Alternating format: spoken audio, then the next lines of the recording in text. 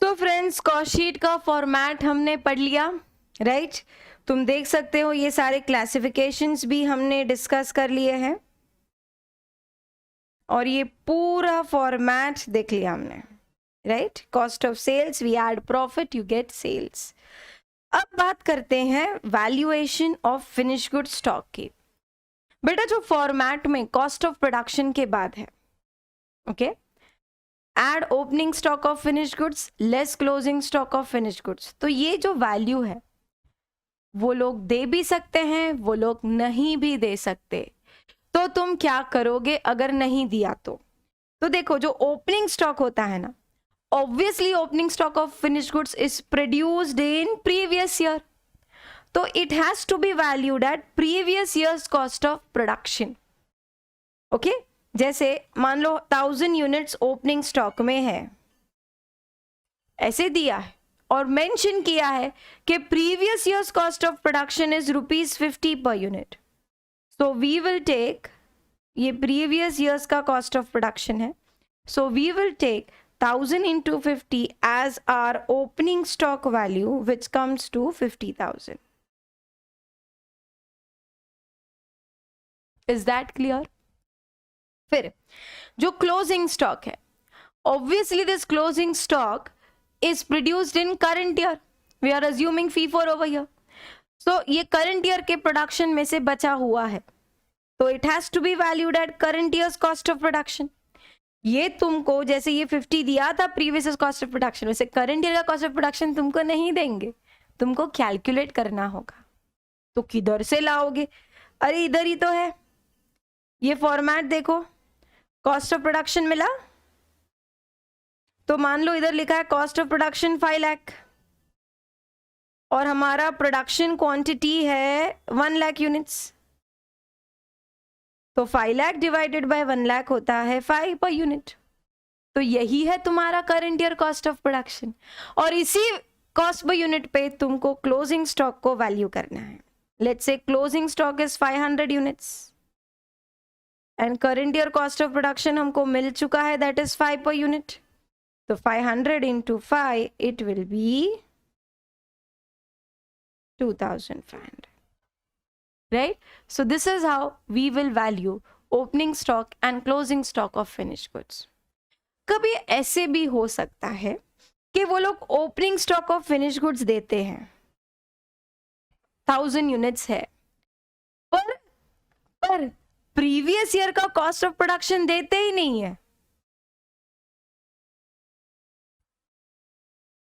Closing stock दिया, उसका cost of production हमने कैलकुलेट भी कर लिया, तो ये ओपनिंग स्टॉक का वैल्यू निकालू कैसे? मेरे पास तो प्रीवियस ईयर का कॉस्ट ऑफ प्रोडक्शन है ही नहीं। तो इन दैट केस मैं एक रैशनल अजम्पशन लूंगी। अजम्पशन ये होगा कि last year's cost of production is same as current year's cost of production. I repeat, I'll take the assumption that last year's cost of production is same as current year's cost of production.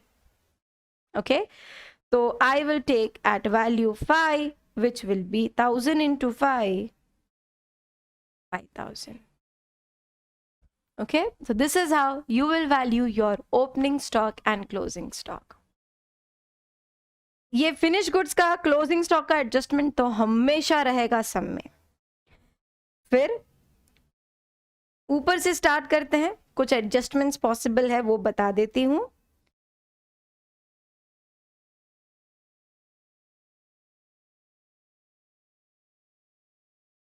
Let us talk about, sorry, yes, let us talk about this WIP stock.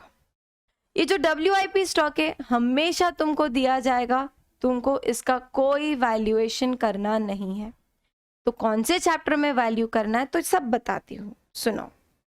मुझे बताओ, जो stock है वो कितने type का stock है? Raw material stock, WIP stock, finish goods stock. Finish goods का तो तुमने अब भी देख लिया। WIP स्टॉक तुमको कॉस्ट शीट में नहीं, तुमको प्रोसेस कॉस्टिंग चैप्टर में सिखाया जाएगा। ओके, तो you need to wait till that time. Raw material stock valuation, you do not have to study, they will give you the value of stock. If you want to learn, then it will be taught in the chapter materials. Okay? So बस यही सीखना है. Sorry. तुमको finish goods का ही सीखना है और वो मैंने ऊपर सिखा दिया. एक और चीज रह गई, वो ये है सेल्स क्वांटिटी, प्रोडक्शन क्वांटिटी. क्या ये क्वेश्चन में दिया रहेगा? दे सकते हैं. अगर मिसिंग हो तो कैलकुलेट करना पड़ेगा. दोनों में से एक मिसिंग होगा. या तो सेल्स देंगे या तो प्रोडक्शन देंगे, ऐसा. तो दूसरा ढूंढना पड़ेगा. तो कैसे? तो एक बहुत ही लॉजिकल कैलकुलेशन है. We will start like this. Opening stock of finished goods, quantity लेना है. Then we will add production. बराबर. मान लो मेरे पास 5,000 था, मैंने और 15,000 प्रोड्यूस किया, तो मेरे पास टोटल हो गया 20,000. अब उसमें से जो क्लोजिंग स्टॉक दिया है उसको माइनस कर दो. Let's say closing stock is 2,000. It means I have sold 18,000. Right?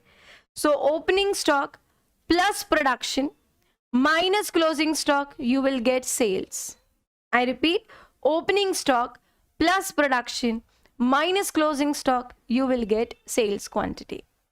अब अगर तुमको सेल्स पता है, प्रोडक्शन मिसिंग है, तो रिवर्स जाके कैलकुलेट कर लेना. Right? So these are adjustments that will be asked in cost sheet. So now, without wasting time, let us start with the sums. अब